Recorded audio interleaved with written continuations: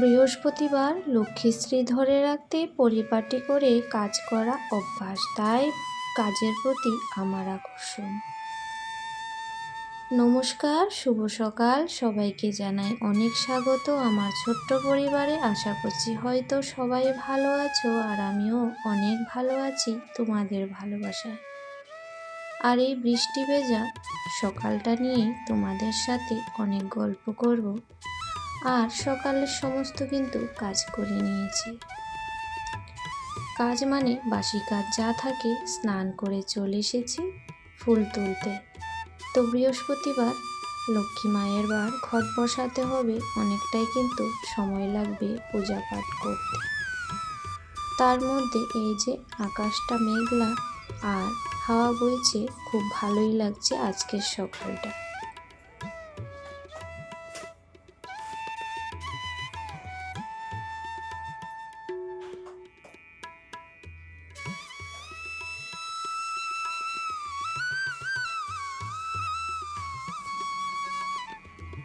তো ঠাকুর ঘরটা একটু ঝাড় দিয়ে দিলাম, আর ঘরটা এখন মুছে নেব। তো কাল রাতে যেহেতু আমার সোনা বাবা পূজা দিয়েছে, তাই কিন্তু আমি ঘরটা পরিষ্কার করে রাখিনি।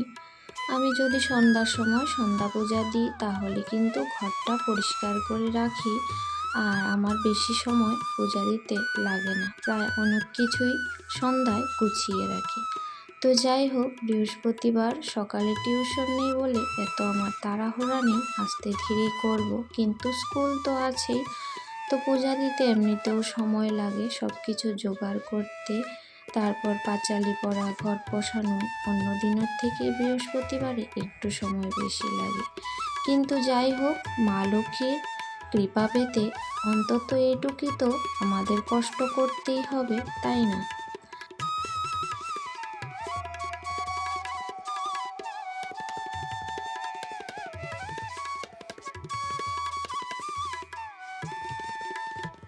তো আর বেশি কিছু না, অন্তত মায়ের বৃহস্পতিবারে ঘটটা বসাই, পাঁচালি পড়ি আর একটু চাল কলা দিই। তো এইটুকুই করি, তার থেকে বেশি কিছু আমি জানি না। তো মা আমাকে যেতটুকুই দিয়েছে তাতেই আমি খুশি। এভাবেই যেন আমার ঘরে মায়ের, লক্ষ্মী মায়ের বাস থাকে। তো যাই হোক, এখন কিন্তু আমি পাঁচালিটা পড়ে পূজা পাঠ শেষ করে নেব।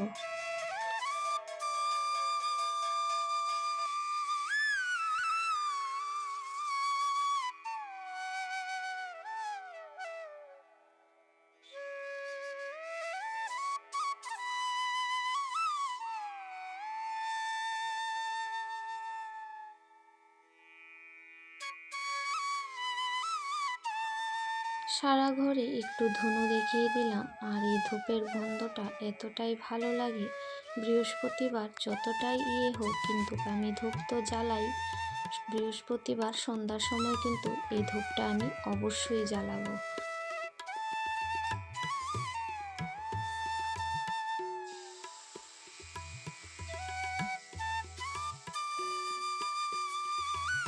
তারপর চলে এসেছি রান্নাঘরে। এসেই কয়টা বেসনের চিলা বানিয়ে নিচ্ছি, চা দিয়ে খাবো।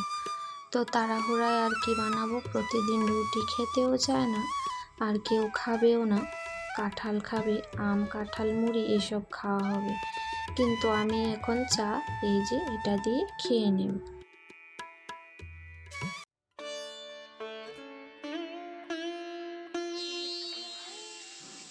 তো চাটা খেয়ে এদিকে কিন্তু রান্নাটাও বসিয়েছি।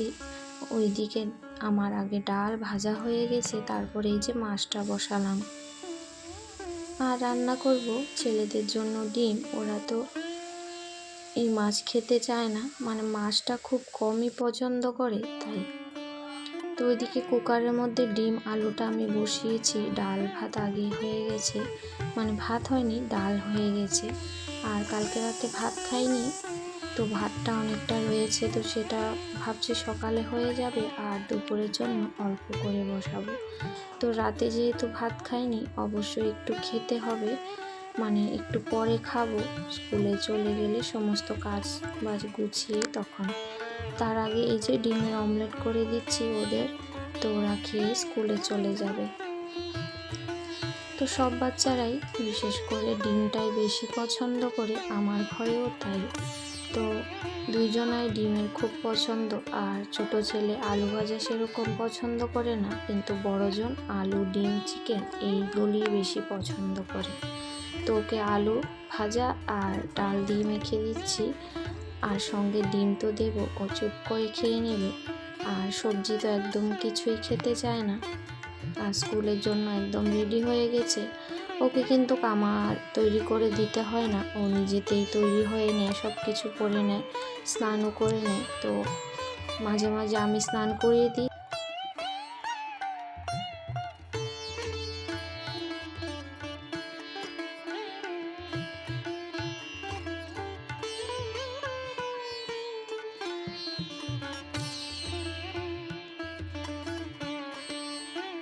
তো তারপর রান্না বান্না দেখাতে আমি সব কিছুই ভুলে গেছি। আসলে শরীরটা একটু ভালো লাগছিল না, তো একটু ভাত খেয়ে তারপর একটু শুয়েছিলাম।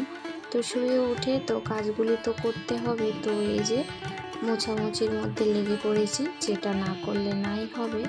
মানে শরীর ভালো না লাগলেও কাজ কিন্তু করতেই হবে, তাই না? তারপরে এই যে দুপুরে সবাইকে খাবার দিতে হবে, চাইলেও কিন্তু শুয়ে থাকা যাবে না। তাও একটু শুয়েছিলাম, ভালো লাগেনি বলে আর কোনো ভিডিও কিন্তু করিনি। তো সংসারের কাজগুলো একটু একটু করে করি, হয়তো ভালো লাগেনি শুয়েছিলাম, এখন একটু ভালো লাগছে আবার লেগে পড়েছি। তো এইভাবেই সংসারটাকে সাজিয়ে গুছিয়ে নিজের মতো রাখার চেষ্টা করি, যাতে ঘরের মধ্যে লক্ষ্মী মায়ের বাসও থাকে আর আমাদের মনটাও যাতে শান্ত থাকে। তো লক্ষ্মী মা তো চঞ্চলা, তো মাকে ধরে রাখা কিন্তু অনেকটাই কষ্ট। তো ছোট ছোট কিছু নিয়ম থাকে যারা আমরা সংসারে কিন্তু এখন নয়, আগেকার দিন থেকেই কিন্তু সবাই মেনে আসছে মোটামুটি। এই যে বৃহস্পতিবারে মাথায় সাবান বা শ্যাম্পু দিয়ে ঘষা মাজা না করা, তো ঘষা মাজা করি না, আর ঝাড়াঝুড়িও করি না। তো মোছামুছিটা তো করা যায়, তাই না? তো ধুল থাকে, এগুলো তো মুছতেই হবে হাত দিয়ে, কিন্তু ঝাঁটা দিয়ে ঝাড়তে নেই, এটাই জানি।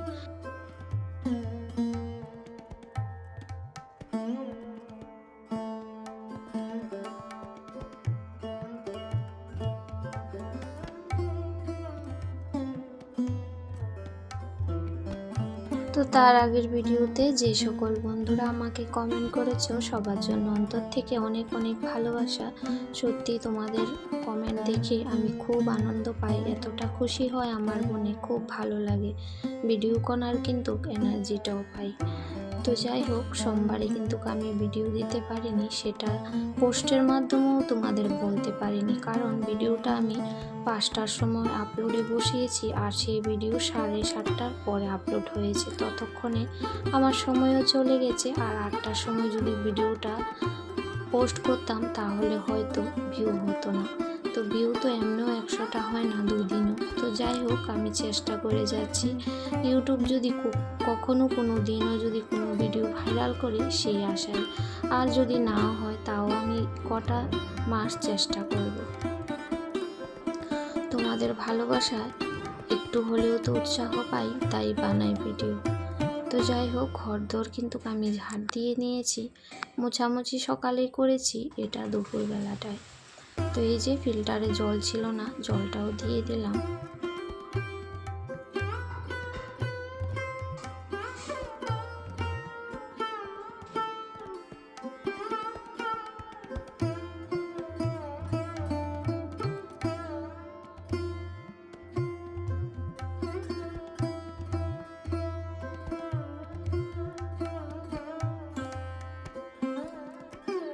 তো ছাদে কটা গাছ লাগিয়েছিলাম, এই গাছগুলি তো যেগুলো আগে ছিল নষ্ট হয়ে গেছে, আর এখন আবার সুন্দর হয়েছে। আর সাইড দিয়ে দেখো চারা বেরোচ্ছিল, তো এগুলা এখানে রাখলাম। তো এই গাছগুলোর নাম কি আমি কিন্তু একদমই জানি না, কিন্তু ছাদের মধ্যে অনেক হয়েছে আর খুব ভালো লাগে। এগুলো তো ইনডোর প্লান্ট, ঘরে বাইরে দুটো জায়গাতেই ভালো হয়।